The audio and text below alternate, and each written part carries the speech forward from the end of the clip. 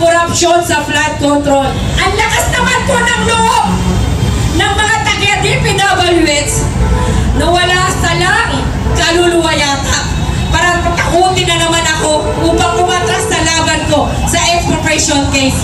Hindi po ako natatakot sa kanila dahil lahat po tayo mamamatay. Justice Cunanan, gano'n po ba kalakas si Dong Gonzales?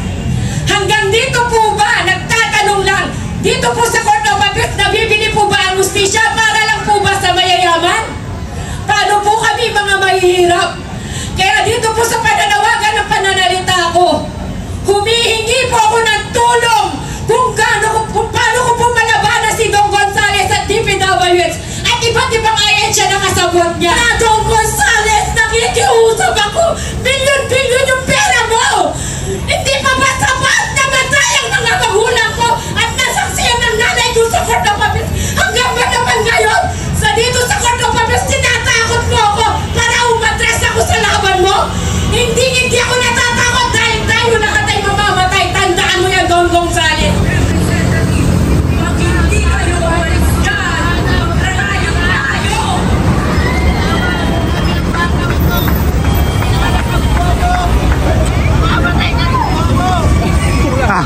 Nagalitan. Kailangan nyo na. Mahirap na kayo sa aming bansa. Hindi naman namin kayo kailangan dito. Hanggat hindi ito natatapos ng corruption. The corruption end. We will never stop. I may grow, old or die. But Maizu, UPI will keep going. We will never stop. Yun na. Tip-tip. Tip-tip. Ipakita ang suporta para sa korupsyon. Yan na, para sa korupsyon ay mawakasan. Yan na, nag-tip-tip na. Hoy!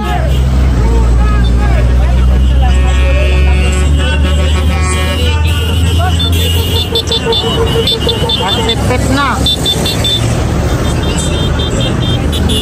Isang busina para pagsuporta po. Nawakasan na ang korupsyon.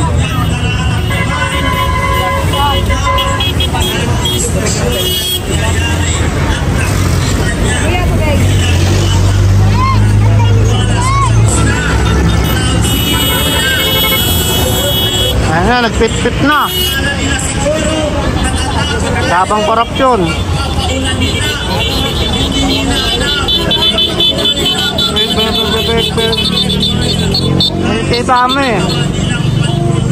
Nakikita mo yung suporte. Even na siyempre may ginagawa sa work, nakikita mo sa isa't tit-tit lang po na nakikita mo yung suporta para labanan po yung korupsyon. Lahat po yan.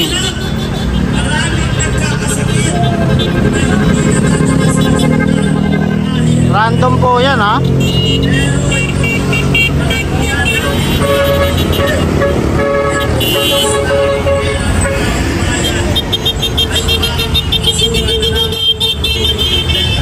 Tit, tit, tit.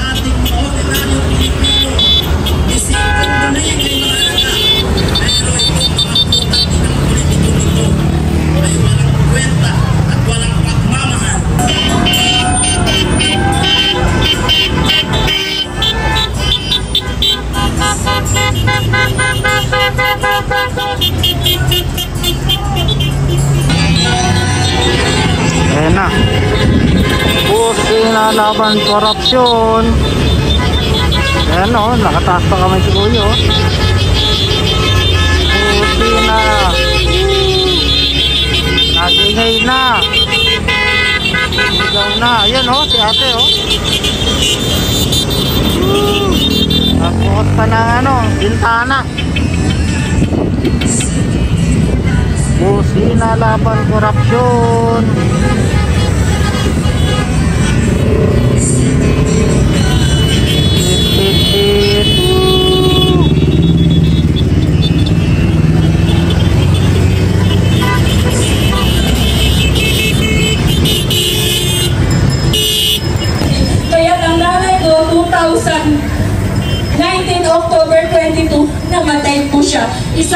isang buwan lang po ang pagitan.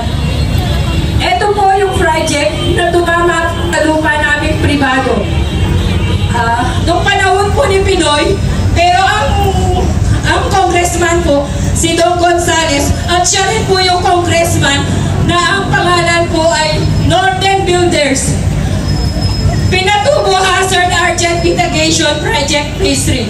Contact number 3B of San Fernando Flood Control Works, Part 2 Outlet Channels and Bridges. 4.8 billion po ang pondo na to. Alam niyo po ba kung gaano kasakit na doon sa isang residential area namin upang mai-transfer yung titulo namin, 684 pesos per square lang po. At sa magulang ko pa, ipinakaltas yung 6% na tax gains. So nag-file po ako ng annulment of sale. Hindi ko rin po nakamit ang hustisya dahil ipinagkait po sa akin ang Regional Trial Court. Grabe po! Tapos sinapahan ako ng expropriation case. Hanggang isang na judge, wala ni isang nag-decision. Puro pananakot ang ginawa sa akin at gusto nilang i-contempt nila ako sa City San Fernando ng Regional Trial Court. So ngayon po, napakasakit sa akin. Saan kayo makakita ng RTC ng Branch 45 na City of San Fernando? Dalawang judge na humawak na mag-asawa, sila Judge Malik ang humawak ng kaso namin. So in-expect ko po, pinorward nila sa Court of Appeal. 2021 na i-forward po daw nila sa Court of Appeals ang aming kaso na expropriation case. Mula 2021, naghihintay po ako kahit anong klaseng notice na galing sa Court of Appeals. Ngunit wala po ako natatanggap. Pero August 27, 2025, nakatanggap po ako ng sulat galing sa Court of Appeals na indirect for contempt. Nagtataka po ako, bakit nakatanggap ako ng indirect contempt laban sa akin? So tumawag po ako sa Court of Appeals. Bakit po ako may indirect for contempt? Ang lakas naman po ng loob ng mga taga-DPWH na wala salang kaluluwa yata para patakutin na naman ako upang umatras sa laban ko sa expropriation case. Hindi po ako natatakot sa kanila dahil lahat po tayo mamamatay. Tapos po, hanggang hinihintay ko wala kasagutan. So ginawa ko po ngayon sa Court of Appeals, nagtanong po ako, tumihingi ako ng kopya ng mga records ng aking documents. Halos ayaw po ako ng bigyan kahit nag-request ako ng letter. Hanggang sa nagwala po ako ng isang araw. Please po yun, last week pa lang. Siguro ayaw nilang umabot sa kahiyan ang Court of Appeals. Pinapasok po ako ni Chief Justice Cunanan. Si Justice Cunanan po pinapasok sa ako sa Court of Appeals, kinausap. Natapos na, alaman ko po, yung kaso namin expropriation case, talo po pala ako sa kaso na wala akong kinalaman. Umusad pala yung kaso kong expropriation case na wala akong natatanggap anong kaso. Sabi ko, Diyos ko, Lord! Sabi ko, ano po to? Sabi ko kay Justice Cunanan, Justice Cunanan, gano'n po ba kalakas si Don Gonzales? Hanggang dito po ba, nagtatanong lang, dito po sa Court of Appeals, nabibili po ba ang justisya para lang po ba sa mayayaman? Paano po kami mga mahihirap? Kaya dito po sa pananawagan ng pananalita ko, humihingi po ako ng tulong kung paano ko po malabanan si Don Gonzales at DPWH at iba't ibang ahensya na kasabot niya. Hindi po ako takot na mamatay basta sa katotohanan. Dahil muntik na po akong nadisgrasya ng DPWH noong 2013. Kaya nananawagan po ako dito. Grabe po talaga ang corruption sa flood control na hanggang ngayon po nasa RTC po. Wala pong hustisya wala pong hustisya na sa ano ko po talaga, sa tingin ko nabili yung kaso ko dito sa Court of Appeals. Bakit po? Umusad yung kaso ko na wala akong nalalaman. Sabi ko po kay Chief Justice Cunanan, Attorney, paano po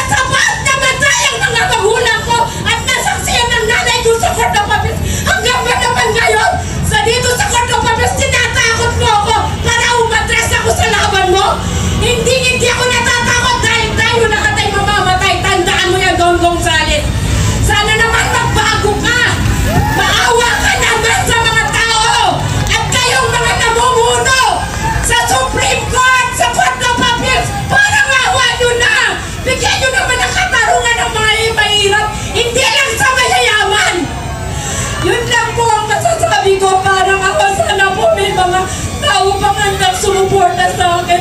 Handa ako pong patunayan na marami akong hawak na ebidensya. Yun lang po, pasensya na po. Gusto ko lang po i-share yung aking karanasan. At alam niyo po ba, kung magkano lang ang gusto nila doon sa lupa namin na tinamaan? 300 pesos per square meter. Grabe! May mabibili pa kayo sa City San Fernando na 350 square meter, 300 pesos per square meter. Tapos yung residential area namin, 684. So, dalawang titulo po yung tinamaan namin. Yung isang-isa, nagsampa ako ng expropriation case. Ay, sila po yung nagsampa ng expropriation case. Yung isa, unhanded of sale. Ako po yung nagsampa laban sa kanila. Pero hindi ko po nakamit ang mustisyo hanggang ngayon po sa Court of Appeals. Yun lang po ang masishare ko sa blood control. Sana po, tigil